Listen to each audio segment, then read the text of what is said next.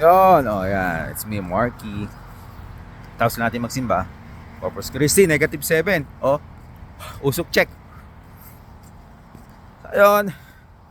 Everyday. Siyempre, lagi may kaba. Kasi nga, hindi pa rin ako nabubunot sa provincial nominee rito. Kasi nga, point system na. And draw system na. Tapos yung kasama ko dati sa barko, Sororo, nabunot na siya. So, na-invite na siya. So, papasa siya mga requirements. Congratulations sa kanya. Totoo ako kasi yung pamilya niya, nakuha lang din dito. Kakakuha lang niya. Tapos yung visa malapit na mag-expire. Yung pathway niya kasi, hospitality and tourism stream. Ang meron lang doon, nakasama, cook tsaka chef. Pero ang baker, wala. Kahit na butcher. So ngayon, dito ako mag-a-apply sa AOS, Alberta Opportunity Stream. So lahat yan, pwede mag-apply dyan. So dun sa hospitality stream, alam ko, nag-apply lang dun, 3,000 pa lang ata eh. So ayun, minsan nagtataka nga ako eh. Sabi ko, bakit hindi sinama ang baker sa hospitality tourism? So, parang lumalabas na ka-level namin ang butcher, which is food processing. So kung ganun, kung food processing ang baker, hindi ko lang alam pero yun lang ko doon, na-analyze ko doon Sana mabigyan kami ng chance kasi yun ang priority eh.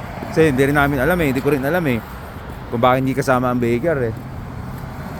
So pero hopefully sana mabunot na. Siyempre everyday. Lalo na siyempre 11 months na lang din yung visa ko. Nakakaba. So yung employer ko wala nang problema, willing naman siya talagang tulungan ako. So I keep my finger crossed na bago September next year, mabunot na ako.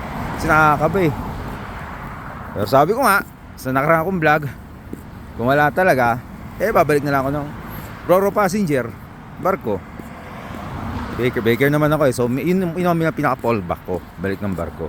So okay naman din yung trabaho ko dun. So yun lang. So sana, siyempre, mahirap din talaga ang foreign worker dito. Lalo na pabago-bago ang immigration policy ng Canada. Wala mo masabi sa Canada maayos naman dito. Hindi ko alam kung bakit, diba, reklamo na reklamo, pero dito pa rin sa Canada. So siyempre siguro kasi galing ako sa barko mahirap ang trabaho sa barko. I'm not saying hindi mahirap ang trabaho sa ibang lugar, pero galing ako sa barko, so ang trabaho namin talaga doon, kahit alam mo man nagbabarko yan 10 hours, 11 hours, wala kaming day off. Sa cruise ship, broken schedule pa. So tapos pagdating mo rito, 8 hours lang trabaho mo, diba? So parang yung katawan mo, lalo pag sanay ka na sa ganung sitwasyon sa barko na nasanay ka katawan mo sa habang oras, pagdating dito, easy na lang sa'yo. So hindi ko lang bakit iba putak ng putak kasi hindi pa nila na-experience kung paano trabaho sa barko, which is understandable naman.